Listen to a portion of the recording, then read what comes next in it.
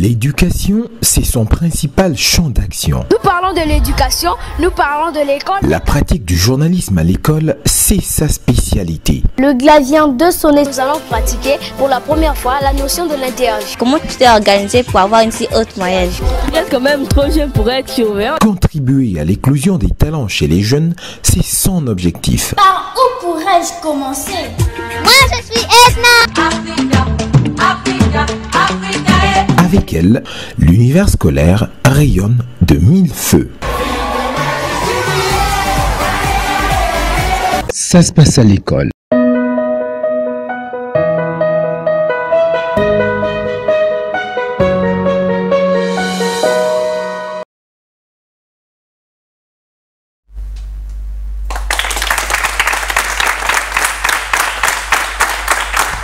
On s'applaudit tous très fort, oui. Très chers téléspectateurs, bienvenue à ce numéro, le tout premier du mois de février, le numéro du 2 février. Comme vous le voyez, avec notre fleur. Cette fleur-là, on l'appelle la fleur de l'Holocauste. C'est un numéro spécial dédié à la célébration ou à la commémoration des victimes de l'Holocauste. Nous allons aujourd'hui parler du génocide perpétré contre les Juifs. C'est un peu de la Deuxième Guerre mondiale, avec un objectif précis, c'est découvrir effectivement ce qui s'est passé cette année. C'est la célébration des 80 ans de la libération du camp d'Auschwitz. Mais qu'est-ce qui s'est passé réellement? Une seule rubrique dans cette émission, activité du secteur de l'éducation et de la formation. Le jeu concours Pose ta question et gagne qui met en compétition plus de 90 établissements scolaires, 30 collèges, 30 lycées et 30 universités. Vous verrez tout à l'heure là un petit échantillon de ces universités ici présents. Mais d'abord, commençons avec notre première rubrique, activité du secteur de l'éducation et de la formation. Ça sera juste après ceci.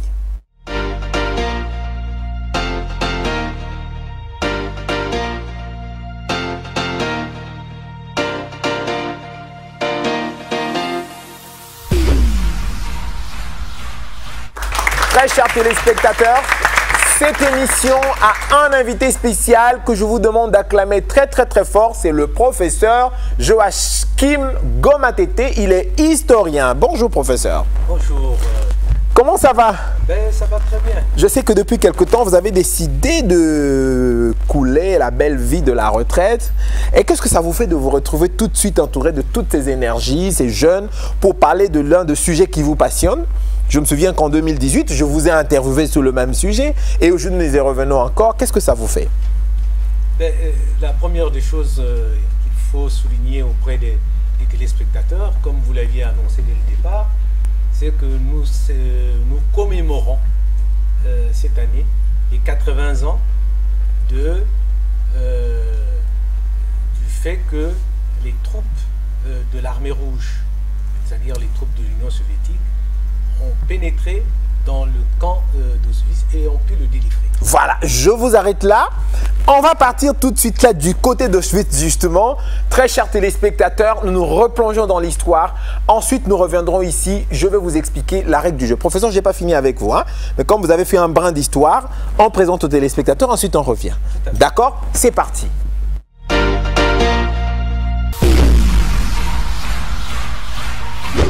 Pourquoi Auschwitz est devenu le symbole de la barbarie nazie? Il y a 80 ans tout pile, en janvier 1945, les soviétiques progressent en Pologne vers l'ouest. Et par hasard, il y a un détenu affamé qui arrive, qui voit les troupes soviétiques et qui dit « Venez, il faut que je vous montre quelque chose ». Les premiers soldats soviétiques font quelques kilomètres dans la neige et puis ils arrivent devant les grilles et ils découvrent Auschwitz. Alors ils découvrent une partie d'Auschwitz parce que Auschwitz c'est un immense complexe de l'horreur et de la mort. À Auschwitz, il y a à la fois un camp de concentration dans lequel les gens sont transformés en esclaves, ils vont travailler dans une usine. Et puis à côté, il y a un centre d'extermination. C'est un endroit où les gens arrivent, ils descendent des trains et immédiatement, on les envoie dans les chambres à gaz. Ils sont exterminés immédiatement. Alors Auschwitz, c'est le symbole de la barbarie nazie parce que c'est le plus grand complexe concentrationnaire. 1 100 000 personnes qui ont été assassinées dans cet endroit en quelques années. Environ 1 million étaient juifs. C'est pour ça que Auschwitz est le symbole de la Shoah ou l'Holocauste, c'est-à-dire l'extermination, l'assassinat des juifs par les les nazis. Mais à Auschwitz, il y avait aussi d'autres populations qui ont été exterminées, assassinées. Quand le 27 janvier 1945, les soviétiques ont libéré ce camp d'Auschwitz, en fait, il était presque vide. Il restait 7000 personnes affamées, c'était les malades qui étaient restés. Parce que juste avant, les SS avaient fait une grande opération. Alors, ils voulaient nettoyer en quelque sorte, c'est-à-dire effacer les traces de leurs crimes. Ils n'ont pas réussi à le faire.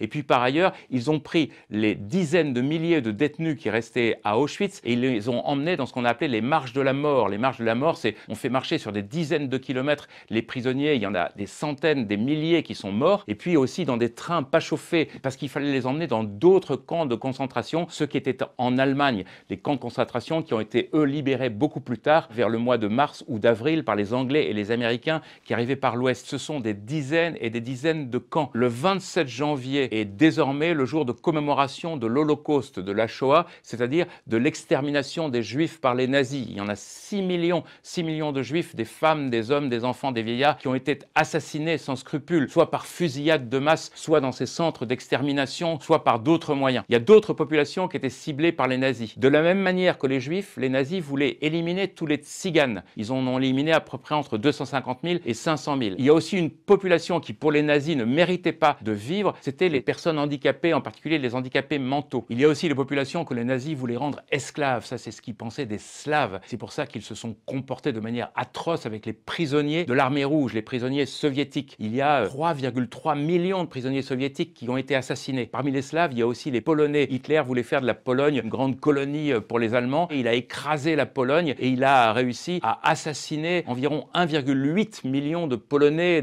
non juifs, parce qu'il y a aussi 3 millions de Polonais juifs qui ont été assassinés. Et puis ensuite, il y a les populations que les nazis appelaient les asociaux, ceux qui ne méritaient pas d'être dans la société allemande, qui devait être forte, qui devait être puissante. Donc parmi ceux-là, il y a les vagabonds, il y a les petits voleurs, il y a les homosexuels qui étaient considérés comme des asociaux. Et enfin, bien sûr, il y a tous ceux qui se sont battus contre Hitler. Hitler a créé une dictature et dès le départ, il a ouvert des camps de concentration. Le premier camp de concentration ouvert en Allemagne, c'est Dachau, qui a été ouvert en 1933, quelques mois à peine après l'arrivée d'Hitler au pouvoir, et il y a envoyé les opposants, en particulier les communistes et les socialistes allemands. Et puis ensuite, on a envoyé dans les camps de concentration tous les gens qui partout en Europe avaient résisté à Hitler, tous les résistants. Pour les Français, le camp de concentration le plus célèbre en Allemagne, c'est Buchenwald, parce que c'est là où la plupart des résistants français ont été envoyés.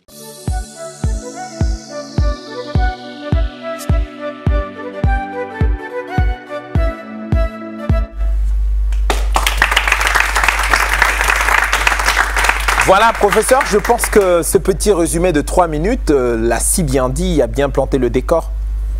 Et je pense qu'on a refait l'historique de cette journée pour comprendre pourquoi nous sommes aujourd'hui rassemblés. Et le décor étant planté, je pense qu'on peut lancer les hostilités. Voilà, pour la petite histoire, le mardi 28, c'est-à-dire qu'au lendemain de la journée du 27, le professeur Gomatete était avec nous au Centre d'information des Nations Unies. L'occasion pour moi de faire un petit clin d'œil à son responsable, M. Prosper Mihindu Ngoma. Et à cette occasion, professeur, vous avez réalisé une interview que vous pouvez retrouver sur la page www.edubraza.news. Cette interview a été visionnée par tous les étudiants et les élèves qui ont participé au concours Pose ta question et gagne. Et c'est justement pour cette raison que ces étudiants sont là. Ils ont posé des questions. Et sur les questions qu'ils ont posées, le professeur Gomatete en a sélectionné quelques-unes. Nous allons prendre 5 questions par groupe. On va laisser les 5 questions sélectionnées. Justement, il y a eu beaucoup de questions, mais le moment de vérité est arrivé. On aura 5 questions. Tout le monde va poser les 5 questions. Professeur, vous choisirez parmi les 5 questions. Ça, c'est une première sélection. Mais parmi les 5 questions qui seront posées, vous choisirez 2 auxquelles vous allez répondre. Ce sont les meilleures questions. C'est-à-dire que les meilleurs des meilleurs. Je ne sais pas si je me suis bien comprendre. Il y a eu un nombre important des participants. Parmi ces participants, il y a une présélection de 5 questions. Le professeur ne connaît pas le nom des gens, lui connaît que des codes et c'est moi qui ai tous les noms. Donc dès qu'il va donner le code, je vais cliquer ici, on va savoir quelle est la personne qui a été sélectionnée. La personne passe, pose sa question. Ensuite, l'autre passe, pose sa question. Et ensuite, l'autre passe, pose sa question. Maintenant, les meilleurs des meilleurs, je dis bien les meilleurs des meilleurs, ce sont ces questions que le professeur répondra. Je signale déjà que les 15 sélectionnés bénéficient en récompense du Centre d'information des Nations Unies de quelques avantages. Premier avantage, ils auront un déjeuner en tête-à-tête avec le représentant résident le coordonnateur résident des Nations Unies au Congo, celui qui représente le secrétaire général des Nations Unies, M. Abdourahmane Diallo, que nous saluons et qu'on va applaudir bien sûr très fort. Les gagnants, ça dit que les 15 auront aussi en récompense une visite guidée de toutes les agences du système des Nations Unies. Il y en a plusieurs, il y a l'OMS, il y a l'UNESCO, l'UNICEF. Ils vont aller pénétrer ces organisations pour voir comment ça marche, se créer de relations et peut-être pourquoi pas demain, si tout va bien, ils auront vu comment ça marche, ils pourront bien travailler. Est-ce que c'est pas bon ça? Voilà, on applaudit très fort pour les Nations Unies.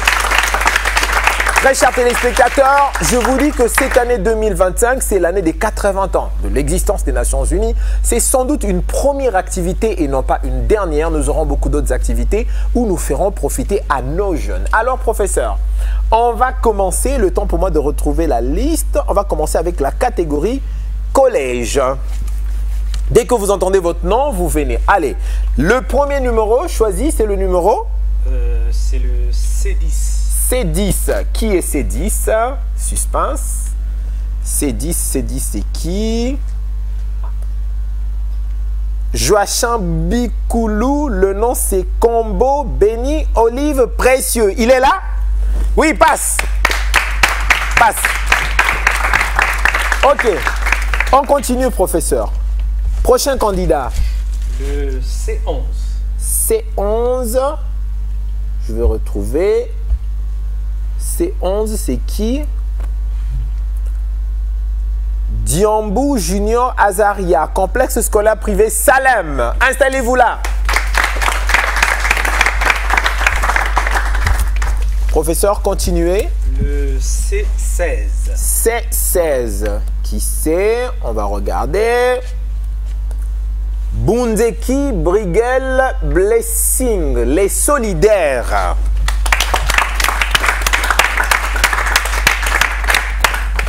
Ok, ensuite le C14. Le C14, je vais regarder, c'est qui? C'est qui? C'est Youlou Touré Anthony Daniel, Institut catholique Léopold, c'est d'Arsengor. Il est dans la foule, viens! Essayez un peu de vous asseoir là pour lui permettre de s'asseoir. Oui, oui, allez-y de l'autre côté, oui, oui. Laissez-lui la place s'il vous plaît, oui, allez-y de l'autre côté. Voilà. Et enfin, pour le collège, le dernier candidat, c'est... Le C17. Le C17. C'est qui le C17? C17. Amici Joey Jean-Louis, complexe scolaire et Monaya. Voilà, très chers téléspectateurs. Oui, Joy, venez rester juste à côté de moi. On va toujours s'organiser pour que vous puissiez poser votre question. Très chers téléspectateurs, voilà les 5 sélectionnés de toutes les écoles qui ont participé à la compétition. Ils reçoivent déjà en récompense, comme je l'ai dit, un déjeuner en tête-à-tête avec une audience suivie d'un déjeuner en tête-à-tête avec le représentant coordonnateur résident du système des Nations Unies et une visite guidée des installations du système des Nations Unies. Alors, on va demander à ces candidats, chacun, de poser sa question pour que nous nous assurions que les questions sont bel et bien d'eux. Maintenant, si quelqu'un échoue avec sa question, c'est mort pour lui. On commence avec le premier professeur C10. C10. Le C10, c'est Combo Béni, Olive Précieux. Allez-y. Posez votre question. Je vais poser ma question parce que... Oui, attends. Est-ce que vous pouvez lui faire passer là, s'il vous plaît? Ok, allez-y. Posez la question. Hitler devait examiner les juifs parce que pour eux, c'était des comment dire, des races... Essayez un peu de reculer, hein. Vous avancez un peu. Avancez un peu. Voilà. Dis bonjour professeur. Bonjour professeur. Je m'appelle. Ma question la voici.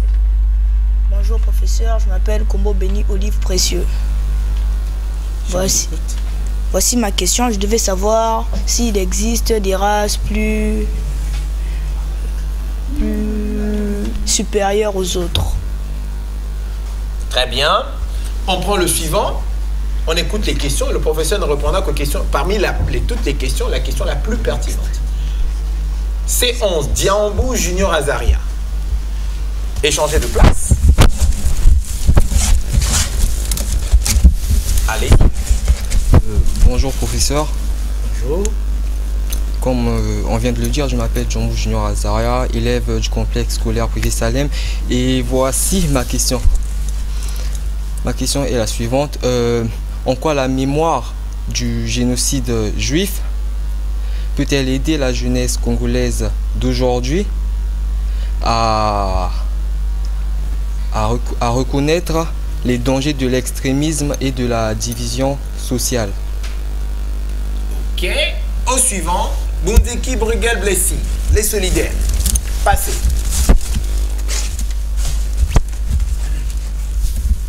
Alors, c'est le C16. C16. Bonjour professeur, je me prénomme Bundeki Bruegel Blessing des Centres Les Solidaires.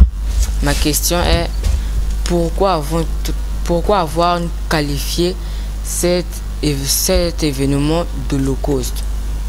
Ok, on applaudit quand même pour l'encours. On les applaudit pour les applaudissements. Professeur, on peut continuer? Oui. C14. Youlou Touré Anthony Daniel. Essayez un peu de lui laisser de la place.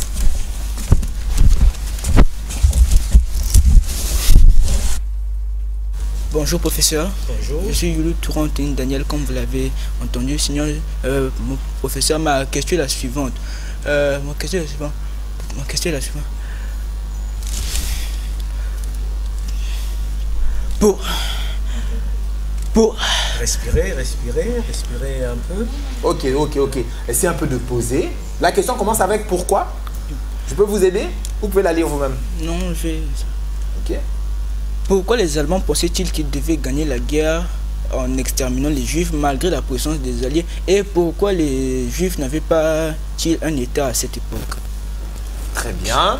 Et ça, c'était C14. C17. Ami Sidjo et Jean-Louis. Passez.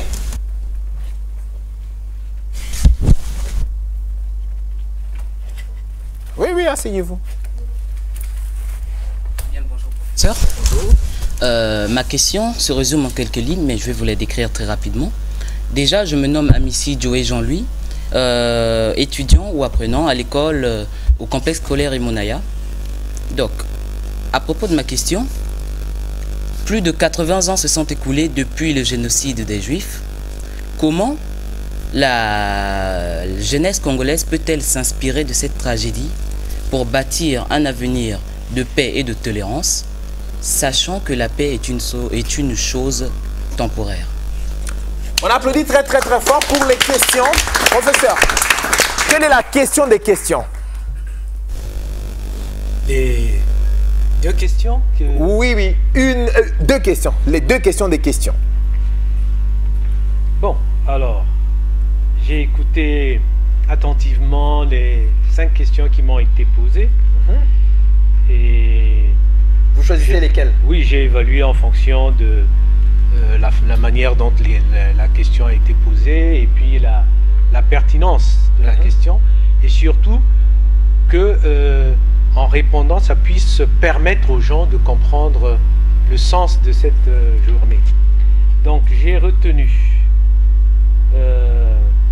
la question de C10 et C16. Et C16. Allez, les autres, vous pouvez laisser juste la place à C10 et C16. Bien, on applaudit très fort pour les deux. C16, c'est Bundeki Bruegel Blessing. Et C10, c'est Combo Béni Olive. Bon, on va prendre d'abord les lycéens. Professeur? Oui. On déroule pour les lycéens. Ensuite, nous aurons l'occasion de répondre à certaines de ces questions. On y va? Alors, les lycéens, nous avons d'abord le L7. L7. Ça nous donne Nzoutami, Charnelli, Oscarine, groupe scolaire évangélique de Makele-Kele. Elle est là, on l'applaudit très fort. Essayez un peu de rester de côté, s'il vous plaît. Comme ça, on va lui permettre de se présenter. Ensuite, le L15. L15. L15 nous donne qui? Mbongo Abel Nathan, Institut International Papyrus. Il est là? Viens en courant s'il te plaît. Ok, on continue. L19. L19. L19, ça donne qui? De Chikaya Antoinette Julienne, Saint-François d'Assise. Elle est là? Venez en courant, allez. Ok. Ensuite, L3. L3, on a qui? On a Mvuo, Aya, Divine Bénédicte et Monaya. Mais waouh! On l'applaudit très fort. Vous pouvez rester juste à côté là. Et enfin, L18. L18, ça nous donne qui? Ça nous donne Angumba Ndinga Yohan François, Saint-François d'Assise. On applaudit quand même, ne soyez pas hasard. D'accord. Ok. On va écouter vos questions, un à un, en commençant par vous. Allez-y. Bonjour, professeur. Bonjour. Je me nomme Zoutani Charmélie Claude, du groupe scolaire évangélique de Makele-Kele-Sik GSM. Ma question, elle est basée sur la dernière vidéo de l'interview. Vous avez conscientisé sur la jeunesse congolaise, si je me présume, sur comment acquérir la démocratie. En se basant sur ce désastre des Juifs, ma question est la suivante. Comment le Congolais ou les Congolais peuvent-ils acquérir un esprit de tolérance avec tant de rancœur envers les autres à cause des antécédents ethniques, tribalistes et tout consort? Merci. Passe le témoin à l'autre. On va écouter. Non, on va essayer un peu de vous avancer parce qu'il n'y a qu'un seul micro et on est obligé de se le partager. Hein, tu vas parler très fort. Bonjour professeur. Bonjour. Je m'appelle Bongo Nathan de l'Institut International Papyrus. Ma question est la suivante. Pourquoi les forces alliées n'ont pas aidé les Juifs pendant le massacre et quelle est la leçon qui s'en est tirée après ce massacre? Eh bien, au suivant. Vas-y. Bonjour professeur. Bonjour. Je me nomme de Chikaya Antoinette. Ma question est la suivante. De nos jours, quel rôle la mémoire historique quel rôle l'éducation et la mémoire historique peuvent-elles jouer dans la construction d'une société congolaise plus unie et plus tolérante? Ok, au suivant. Les deux qui sont debout. Essayez un peu de laisser de la place. Ils vont poser aussi des questions.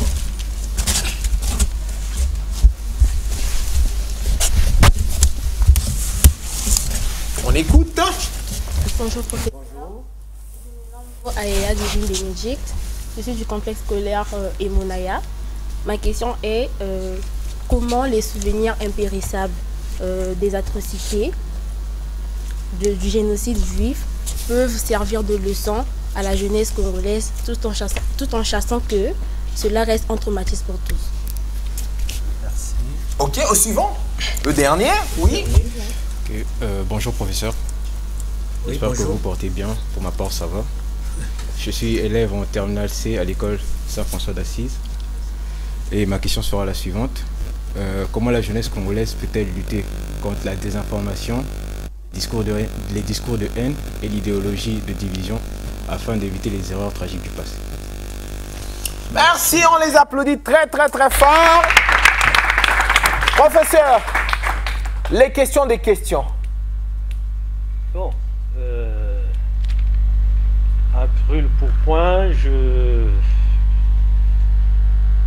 j'ai donc retenu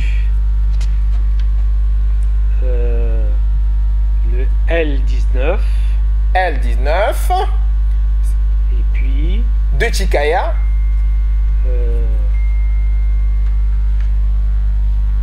Le L3. L3. L3, c'est... On va regarder, c'est qui L3?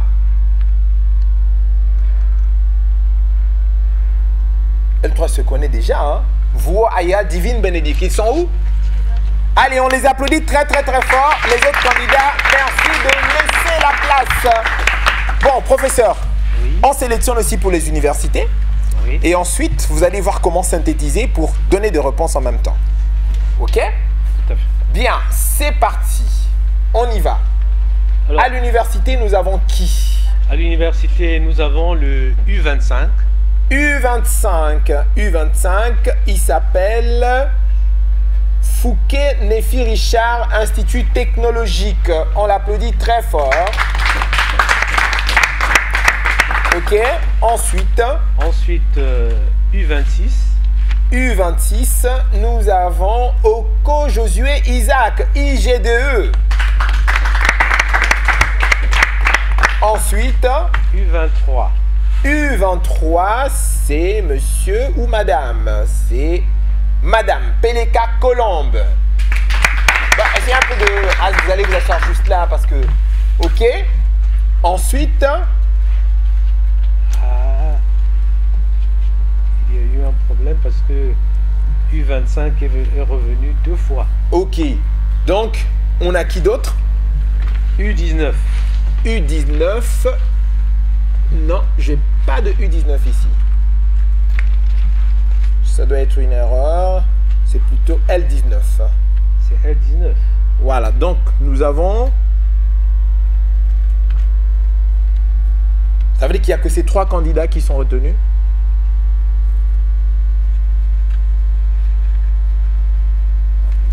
Non, mais on peut prendre le... Je vois... il y a le U21.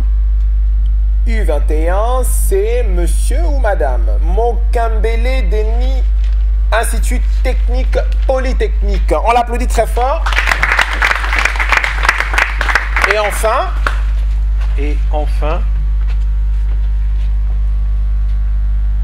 le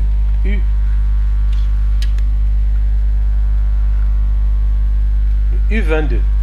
U22, monsieur ou madame Kimongi Noblesse, Institut technique et polytechnique. Elle est là. On l'applaudit très fort. OK, nous allons écouter vos questions rapidement et puis le professeur va donner des réponses. Allez-y, première question. Bonjour monsieur le professeur Ngomatete. Bonjour. Je me nomme monsieur Fouquet Moulumba, je me prénomme monsieur Néfi Richard, étudiant en licence 2 à l'Université Congo Technologie. Ma question est la suivante.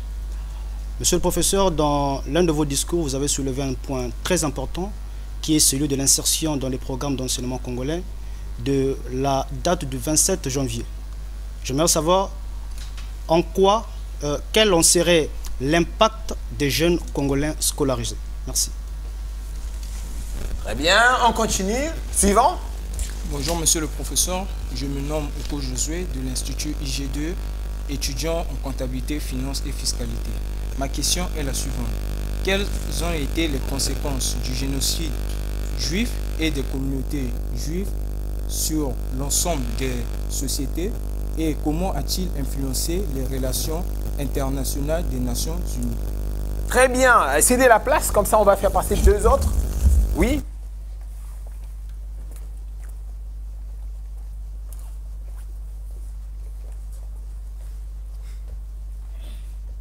Bonjour professeur, c'est un honneur d'être en face de vous. Je suis Peleka Colombe, étudiante en réseau informatique et télécommunications à la HECT.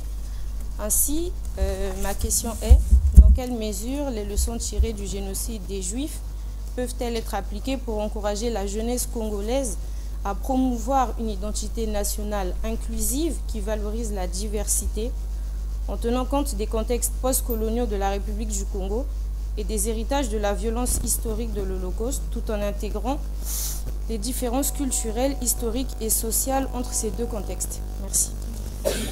Bien, au suivant.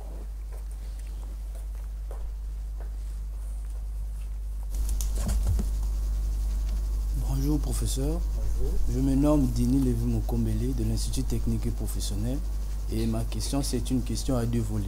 La toute première partie c'est quelle est la responsabilité de la jeunesse congolaise à la préservation des génocides passés et comme celui des Juifs et quelle est comment cela peut-il influencer la jeunesse congolaise face aux discriminations et aux injustices dont il subit chaque jour? Merci. Au suivant.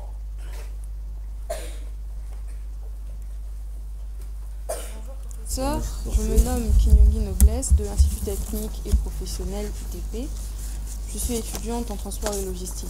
Ma question est la suivante. Comment les mécanismes de déshumanisation observés lors du génocide juif peuvent-ils être identifiés et combattus au sein de la jeunesse congolaise? Merci. Ok, tout le monde est passé? Ok, on applaudit très fort pour les yaya. Maintenant, on va écouter le choix du professeur.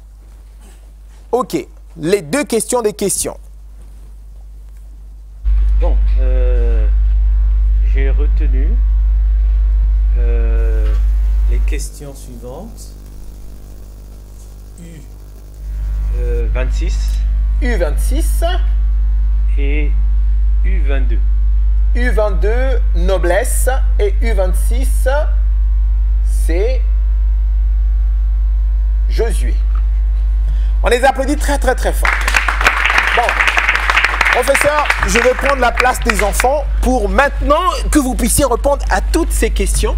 Vous allez essayer de synthétiser les deux questions. On prend d'abord les questions du collège et ensuite 2 questions du lycée et enfin 2 questions de l'université. Ok, c'est parti. Bon, alors... En essayant de le faire dans un temps record, c'est-à-dire 60 secondes pour chaque question. Top chrono. Bon, vous pouvez y aller? Oui, nous pouvons commencer par la question se rapportant aux races humaines. C'est la question numéro C10. Est-ce que les races, il y a des races supérieures ou inférieures à d'autres? Je crois que c'est ça la question. D'accord. Allez-y, on écoute la réponse. Je rappelle la question, c'est Combo Béni Olive qui a posé la question. Il dit, existe-t-il une race supérieure ou inférieure aux autres? Bon, a priori, il n'y a pas de race qui soit supérieure ou inférieure à d'autres. Hein, ce sont les idéologues, généralement, des groupes qui ont voulu, dans l'histoire, dominer le monde, qui ont voulu se faire passer pour des groupes supérieurs à d'autres. Donc, si nous prenons le cas des nazis, le nazisme est fondé sur la supériorité de la race aryenne. Donc, pour les nazis, il y a une race qui est au-dessus de toutes les autres, c'est les Aryens, et tout à fait au bas de l'échelle en Europe, c'est les Juifs. A priori, il n'y a pas de race supérieure. Ok, voilà. Question suivante. Vous avez battu quand même le record, 45 secondes de réponse. Question suivante. Bon, la question suivante, pourquoi le terme holocauste? Combien? C'est le numéro? C'est le C16. C16. On rappelle le nom du candidat. Bunzeki Brigel Blessing de l'école Les Solidaires. Pourquoi avoir nommé cet événement l'Holocauste? Bon, il faut dire tout simplement que le terme Holocauste vient de 2 mots grecs.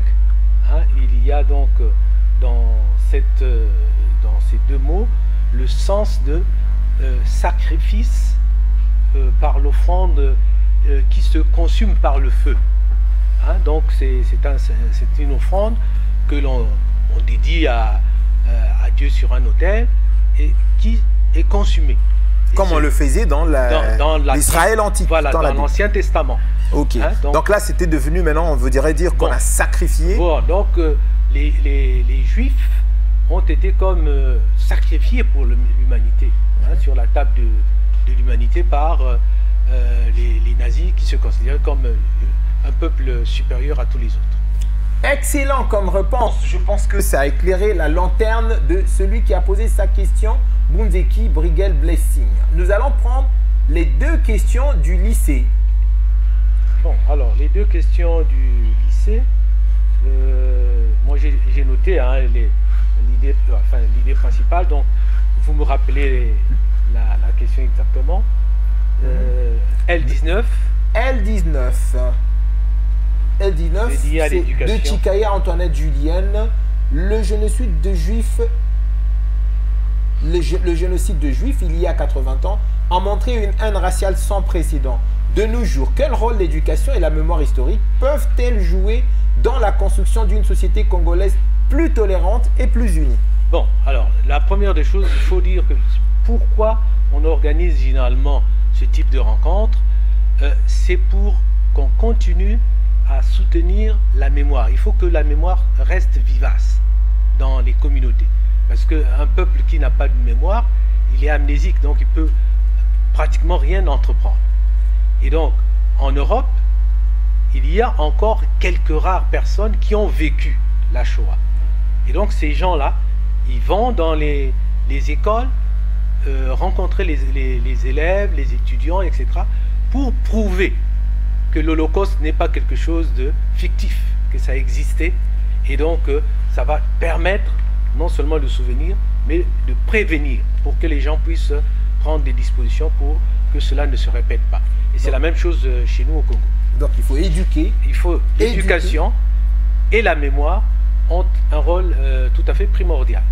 D'accord. Question suivante du lycée. L3. L3. Je crois les leçons. C'est la question de Voya Divine Bénédicte. Comment les souvenirs impérissables des atrocités du génocide juif peuvent servir de leçon à la jeunesse, sachant que cela reste un traumatisme pour tous?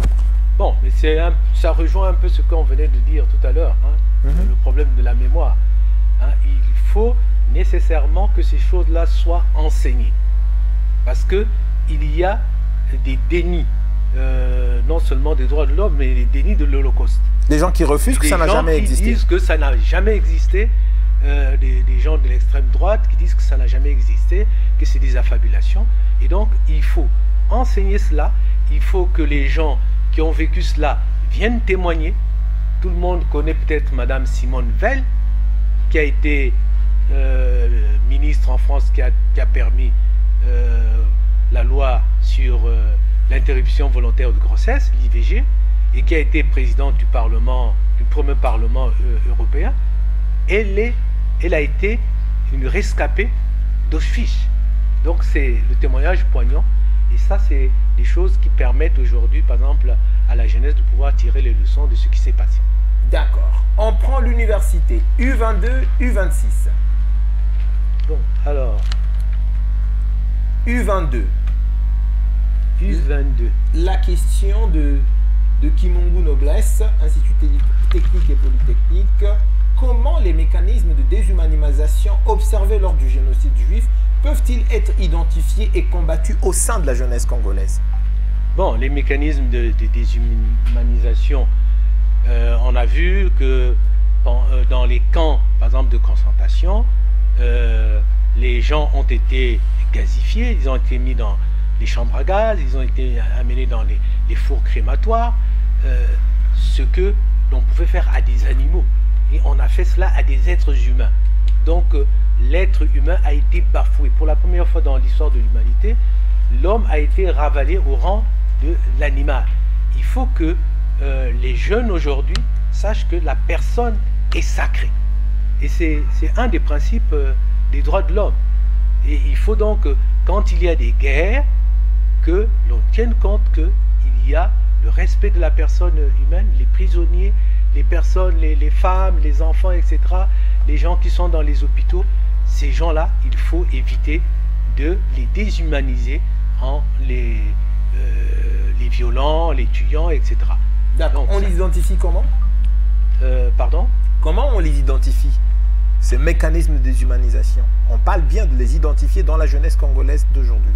Oui, mais c'est-à-dire que la jeunesse congolaise aujourd'hui, il faut que l'on sache que dans tout ce qui s'est passé au Congo, la jeunesse congolaise n'a pas été absente de ce qui s'est passé. Il y a un certain nombre de choses qui se sont déroulées chez nous et auxquelles, que ce soit les personnes âgées ou les jeunes, aujourd'hui, on voit beaucoup de jeunes qui rentrent dans les milices, etc. Mais, on peut arriver aux mêmes situations que ce qui s'est passé dans les pays que nous sommes en train de déplorer les atrocités. Les mêmes causes produisant les mêmes effets. Tout à fait. Voilà, dernière question, professeur. C'est la question de Oko Josué Isaac, IG2E. Quelles sont les conséquences du génocide de Juifs sur les communautés juives et sur la société dans son ensemble. Comment a-t-il influencé la politique internationale et les relations entre les nations? Bon, aujourd'hui, d'abord, la première des choses, il y avait quelqu'un qui avait posé la question de savoir pourquoi les Juifs n'avaient pas un État. Bon, je ne veux pas revenir sur l'histoire des Juifs qui part depuis le Moyen-Âge. Il y a eu le terme de diaspora. Hein, les Juifs qui se sont répandus dans le monde depuis Babylone, etc.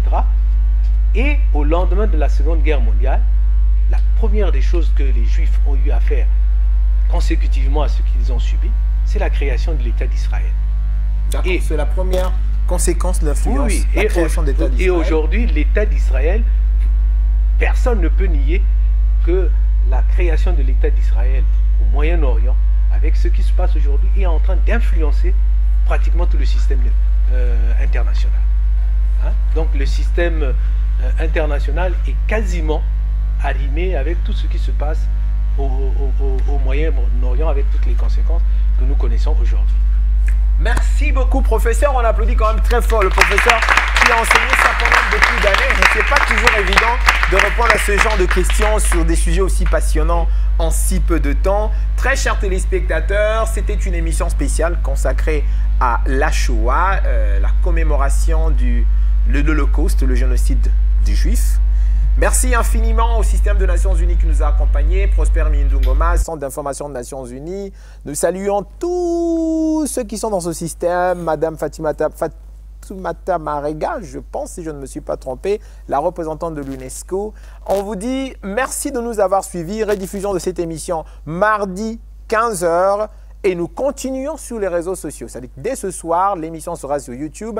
Et on se retrouve la semaine prochaine avec un autre invité pour un autre poste à question et gagne. Je dis déjà à toutes les universités ici présentes, si vous avez la filière assurance, banque et finance, la prochaine fois, nous aurons la DG de la CAPED ici sur ce plateau. Ça sera une très bonne opportunité de lui poser des questions et peut-être d'arracher un prix spécial qu'elle va apporter. Professeur, merci d'être venu. Je vous remercie.